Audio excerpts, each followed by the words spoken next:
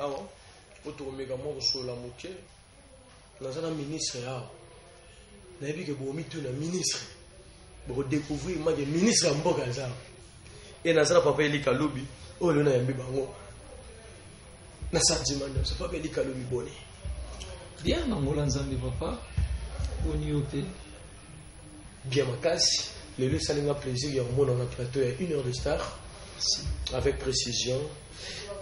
Bonne santé, bonne macamonisme. Oui, toutes choses, ils ont marché vraiment dans Ngolo et Nzambe. Zambazo Sabiso Ngolo. Papa Eli Kaloubi, je pense que vous avez eu mon côté. Nazo Kende Bongo, le ministre, on a vu que le ministre est Mboga Oyazawa. Ministre Kazambo, Chendele la Watawa Mao. Wabezawa. Bonne ministre Didier. Malam Nangolu, qui m'est à mon papa. Ok, ça fait longtemps, bonne année. Bonne année. Ah, merci vraiment, merci pareillement. Ok, je sais bien qu'il y a Batubili Bazar Rolanda Bisso na minute oyo, Moyembi na Mosali Nzambe, parce que bino subo basala Nzambe mais différence na misala bino na ebité. To bani na Papa Eli Kaloubi, Papa Eli Kaloubi. Tu as des préparatifs que moi je connais très bien. Tout combien de niveau? Merci beaucoup. Album Nasimba Yesu. Ok. Ils ont vraiment travaillé moko oyo Église Corps de Christ et bayebi bien. Ils ont vraiment album moko boy vraiment ils ont qui biso vraiment tant des années pour la préparation nango. Et voilà. Et aujourd'hui Dieu nous a fait grâce. Mais qui vraiment aussi les mois va travail donc la semaine qui commence déjà ici dès toko lancé déjà va travail nous surtout aussi ça déjà parce que tout ça là qui va tournage nous soit et puis on avait à travailler tout déjà. On avait eu tout à travailler mais nous avons compté vraiment que makambo ndenge tous aux la tout simbaye sous c'est pour quand selon vraiment nous avons on va travailler déjà au Kenya. Bon, je peux dire, Nyon est déjà prêt. Nyon est déjà prêt. Donc, la semaine qui commence déjà ici, et Nyon est déjà lancé. Ah bon? La semaine est toujours banda. Semaine est toujours banda. Donc, on va rejoindre vraiment en bonne uniforme. Voilà, ma plateforme est ça. Oui, na compte YouTube, Instagram, Eli Kaloubi officiel. Donc on les a compte YouTube, Instagram de même et puis dans la plateforme nous sommes. Alors Papa Eli Kaloubi, je pense que tu as fait autant d'années depuis que tu avais commencé la 4 mois de musique. Et là on est d'accord pour ça la musique. Merci beaucoup Papa Robert. Et là on a koloba Isaac musique ezali vraiment na koloba eza don oyo Nzambe a sali na famille mobimba. Et papa, maman, papa zaki choriste na catholique à l'omwe kuna ti bakoti na église de réveil presque famille mobimba eza don Nzamba sali biso et vraiment na koloba que bien que papa zaki prophète papa zala prophète maman zaki prophétesse et eza pe moko ya badon ekiti na biso bana presque biso nyonso mais concernant la musique eza eloko moko oyo vraiment presque famille mobimba eza donc Nzamba pesa biso donc eza eloko moko ete ke na se forcer to nazo sala ngo po na moni muninga mususu azo sala nde epesinga pe posa koyemba po na sepelaka na artiste moko boye nde au travers cet artiste là nde epesinga pe. Donc, je dois tenter même de retravailler dans quelques têtes au peu de comme en featuring. Oui. Donc, on attend, pas comme featuring, était tout le monde, featuring vraiment tout le monde, qu'on soit à retravailler dans mon monde, n'est pas banda, Nazarana, na Kolarana, peut-être na Baxamo, les mots tout ça, tout ça. Non. Parce que featuring, là, c'est que Bisson ballet to yebi, mais tout ça, oui. Ok. Si vous avez rejoint que tout demna, la mission à niveau nana kaoli pays gaz mourir boto travailler na ben d'après les mots. Tu avais fait ça avec qui? Bon, franchement na koloba etigala okomela ngai nante Oh, c'est vrai. Oui, natikala osala moté.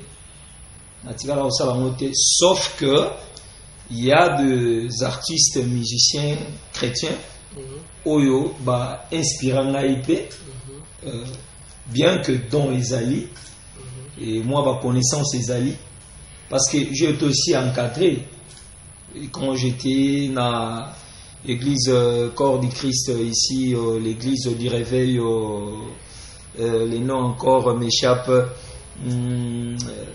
les témoins du Christ nazaki na ba dirigeant na ngai kuna na bima na chorale vocale et puis j'étais là-bas nazaki na chorale homme et na yo koma pe dirigeant na kompe ko kamba pe batu mususu tant ba bazali ko kamba balongwe ngamona tikali mokambi c'est comme ça de na yiki ko bima mais pona ke ko travailler na artiste moko ou ya sabima yebana ndeti vraiment collaboration o wana nde etikala ko komela na ibe.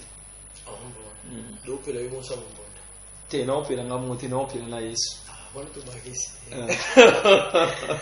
Alors, fidèles téléspectateurs, je pense que là c'était avec Papa Elika. Lui, il m'a Papa Elika.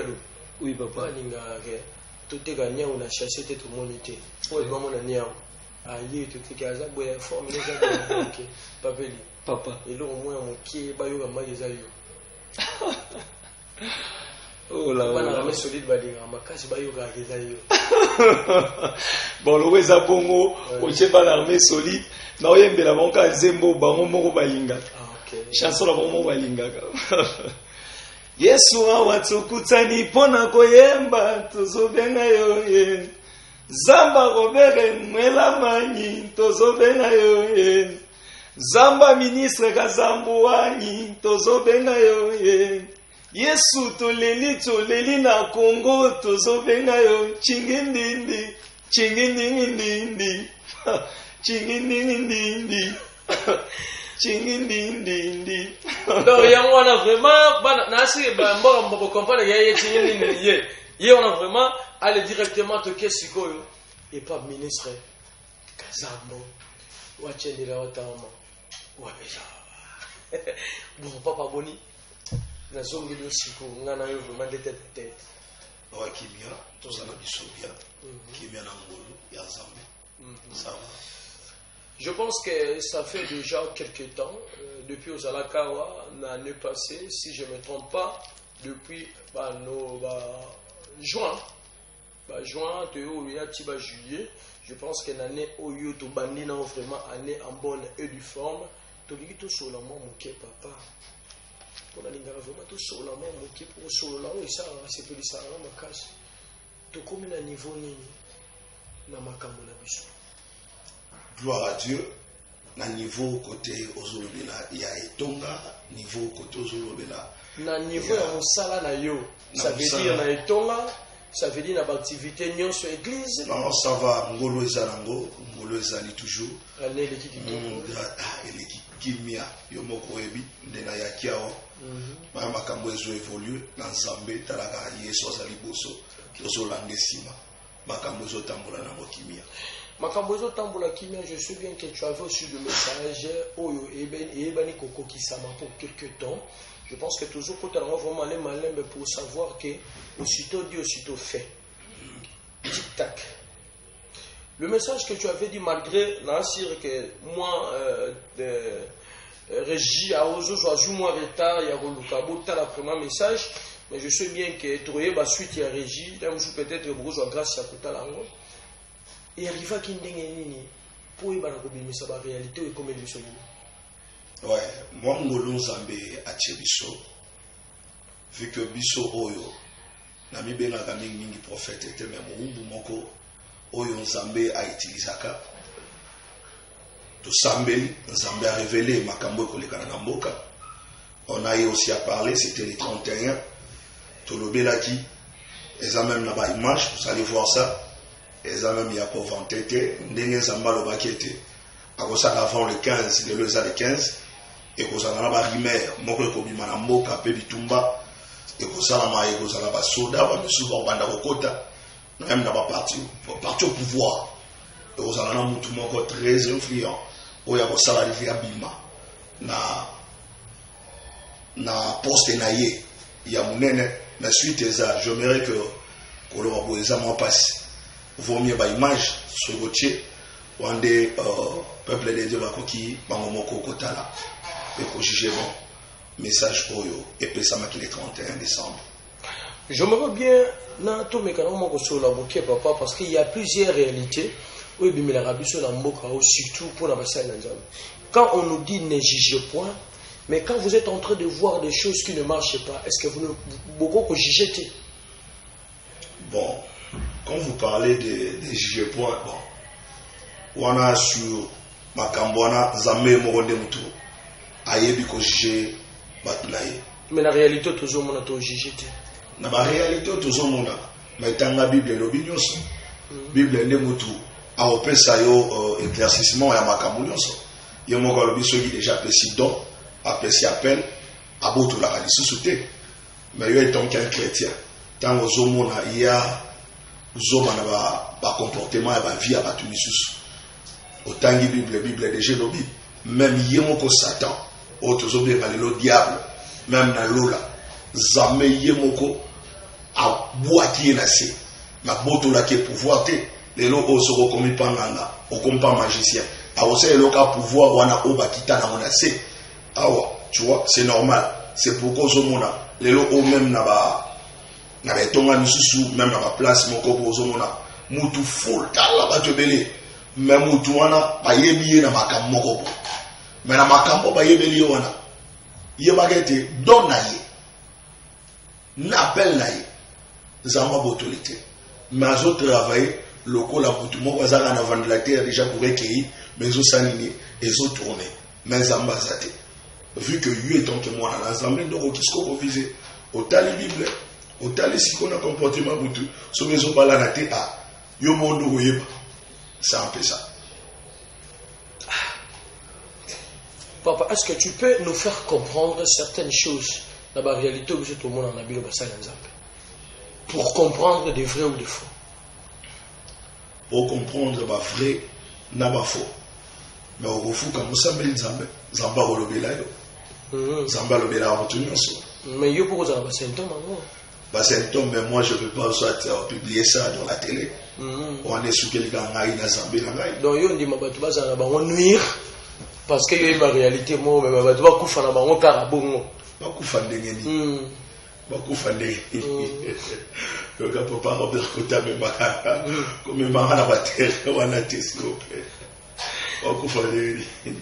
Bon, et ça terrain et ça quand faire comprendre bah dans Nzambe bah il va rappeler certaines choses parce que c'est parmi le message que yo pesaki que beau faire attention parmi babylone comme sous ko bimé ko lobama et ko bima lokola solo mais que c'est solo ti là c'est normal. Il faut y ba tous en 2022 2022 déjà annoncé quand on tous au monde 2 ils a déjà 3 fois et en plus tout c'est 0 paiement. Au monde a coûté Moutoumoko avant même tout côté 2022 a lancé déjà Nabi Nathalie comment Moutoumoko Nabi Moutoumoko ba dédé wana déjà innocent on est allé déjà innocent chiffre ça déjà chiffre comment il y a confusion 0 ça déjà néant c'est que 2022 oyo azana Zambé est allé ou soit ozana Zambé ou soit ozana Zambé ozala chete ozala ozali kolo hein so tangi na apocalypse wana je crois dans le 3e 16 so tangi on comprendre ozala chete oza ana malili oza ana moto zala place que ça normal so ozala mulili zala mulili so ozana otapole zala pole. Je sais bien que Tolingara Mingi Totambola derrière et temps. Je sais bien que Bozan a bateau au PO beaucoup remercier parce que nous sommes arrivés à la fin de cette émission parce que Tobanda qui émission déjà. Moi Kala, merci à mon équipe technique dans un petit cabino. Papa au peut sa message, papa au peut sa message à Souka toujours tika cabino. Maintenant tika cabino. On a message vraiment côté cabino ensemble. Merci d'avoir venu sur la émission où la Bokebi, 1 heure de star avec précision. Merci l'équipe technique pour la personne qui des gens dans Zongue. Merci Bongo parce qu'après cette émission est formidable. Vos autres à la match, c'est vos alaka toujours branché avec Mont Saint-Jean C'est parti la Tikibino et on se retrouve à 23h pour la rediffusion de cette émission. Ministre, Tossi Bossi Salam. Oui, bien aimé, merci vraiment. Nandenge Otikel Biso, il y a pour lancer message. Message est ça que Armée Solide le 30, pour les autres qui ça inanné. Tout bien ici, le 30 janvier. Boya vraiment, Boya. Dimanche, Oyo, Tozanakit, à partir de 9h, 12h. Avenue Tozana Tende, Nangiringiri. Tende 196. Ngiringiri, Tende 196. Référence, et ça juste dans Bambole, station Bambole, juste en face, la station Bambole. Au côté, Malamoko, au Romon, on a vu sur la 196. Ceux qui ont nous contacté, Bisso, soit 081 651 88 69. Wana Okozouanga, Moko ministre Mwamba. Kazambu, toko solo la paix, na kopeso ba déter makamuyos, bana armée solide, na pesibino mbote na kombo na Yesu. Zamba za na bino ba serviteur nyonso, ba Kazambu, ba Junior, ba oncle Joe, ba Mireille, ba tunyonso, oyo ya armée solide, ba maman na biso Mireille, ba maman Kati, ba maman Nadine, ba Yuri bino nyonso na pesibino mbote. Vraiment, merci beaucoup. Napesi vraiment merci. Na peuple de Dieu nyonso. Vraiment 2022, non senga peuple de Dieu tosimba Yesu. Nazoe bisa peuple de Dieu cette année tosimba Yesu. Vraiment, ba produit na biso nyonso ya album na simba Yesu. Vraiment, je tiens à vous signaler que et cela vous sera vraiment annoncé la semaine qui suit ici. En tout cas, vraiment, na Pamboli Zambé pour na présence vraiment ya Bolimonaye, Atal Sibiso vraiment dans cette année 2022. Au Nyonso et Simba quitté na année 2021. Je vous signale déjà que cette année, tout ira bien sans problème. Pour na ba Oba Simbi Yesu. Na Pamboli vraiment équipe Mobimba, il y a armée solide. Na Pamboli vraiment équipe Mobimba, il y a les Damas. Na Pamboli vraiment et Bana les Damas, na Pamboli vraiment.